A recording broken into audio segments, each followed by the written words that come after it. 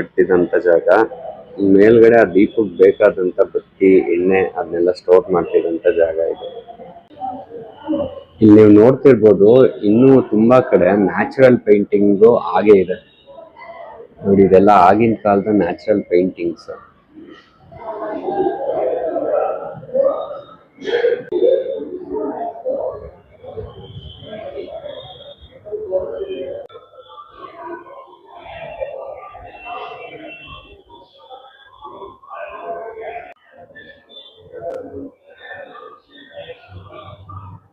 ಇದು ಟಿಪ್ಪುವಿನ ಸಿಂಹಾಸನ. ಟಿಪ್ಪು ಸುಲ್ತಾನ್ದು ಒಂದು ಸಿಂಹಾಸನ ಈಗಲೂ ಸಹ ಲಂಡನ್ನಲ್ಲಿದೆ. ಮತ್ತೆ ಅವ್ರದ್ದೊಂದು ಖಡ್ಗನ ವಿಜಯ್ ಮಲ್ಯ ಅವರು ತಗೊಂಡಿದ್ದಾರೆ.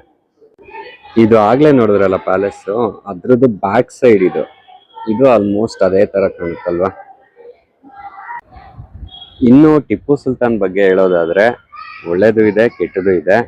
ಕೆಟ್ಟದನ್ನ ಬಿಟ್ಕೊಳ್ಳೋಣ, ಒಂದಷ್ಟು ಒಳ್ಳೆ ಪಾಯಿಂಟ್ಗಳನ್ನ ಹೇಳ್ತೀನಿ. ಟಿಪ್ಪು ಸುಲ್ತಾನು ಒಳ್ಳೆ ವಾರಿಯರ್ ಆಗಿದ್ದ. ನಾನೊಂದು ಬುಕ್ಕಲ್ಲಿ ಓದಿದ್ದೆ, ಮೀರಾ ಸಾದಿಕ್ ಅನ್ನೋನು ಟಿಪ್ಪು ಜೊತೆ ಇದ್ಕೊಂಡೆ ಬ್ರಿಟಿಷ್ ಅವ್ರಿಗೆ ಟಿಪ್ಪುವಿನ ಎಲ್ಲಾ ಡೀಟೇಲ್ಸ್ನ ಲೀಕ್ ಮಾಡ್ತಾನೆ. ಸೊ ಆಗ ಬ್ರಿಟಿಷ್ ಅವರು ಟಿಪ್ಪು ಸುಲ್ತಾನ್ನ ಶ್ರೀರಂಗಪಟ್ಟಣ ಹತ್ರ ಇರೋಂಥ ವಾಟರ್ ಗೇಟ್ ಹತ್ರ ಸಾಯಿಸ್ತಾರೆ. ಸತ್ತಂತ ಟಿಪ್ಪು ಸತ್ತಾಗ್ಲೂ ಕೂಡ ಅವನ ಕೈಯಲ್ಲಿರುವಂತ ಖಡ್ಗನ ಬಿಟ್ಟಿರಲ್ಲ. ಕೊನೆಗೆ ಕೈ ಬೆರಳುಗಳನ್ನ ಕಟ್ ಮಾಡಿ ಆ ಖಡ್ಗನ ಆಚೆ ತೆಗಿತಾರೆ. ನೋಡಿ, ಈ ಪ್ಯಾಲೇಸ್ ಕಟ್ಟೋಕ್ಕಿಂತ ಮುಂಚೆ ಪಕ್ಕದಲ್ಲಿರುವಂತ ಕೋಟೆ ವೆಂಕಟರಮಣ ಸ್ವಾಮಿ ಟೆಂಪಲ್ ಅವಾಗಿಂದಲೂ ಇತ್ತು.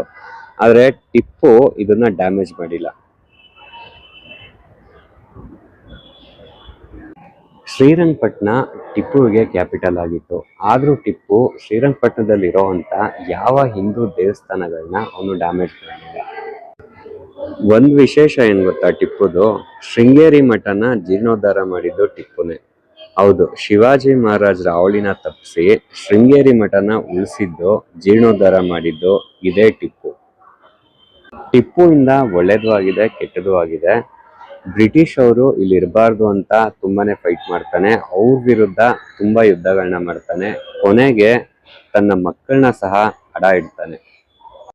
ಟಿಪ್ಪು 18 ವರ್ಷ ರೂಲ್ ಮಾಡ್ತಾನೆ. ಅದಕ್ಕೆ ಸಾಕ್ಷಿಯಾಗಿ ಅಂದ್ರೆ ಶ್ರೀರಂಗಪಟ್ಟಣದಲ್ಲಿರೋ ಅವನ ಸಮಾಧಿ ಬಳಿ 18 ಕಪ್ಪು ಕಲ್ಲುಗಳನ್ನ ಇಟ್ಟಿದ್ದಾರೆ. ನೀವೀಗ್ಲೂ ಅದನ್ನ ನೋಡ್ಬೋದು.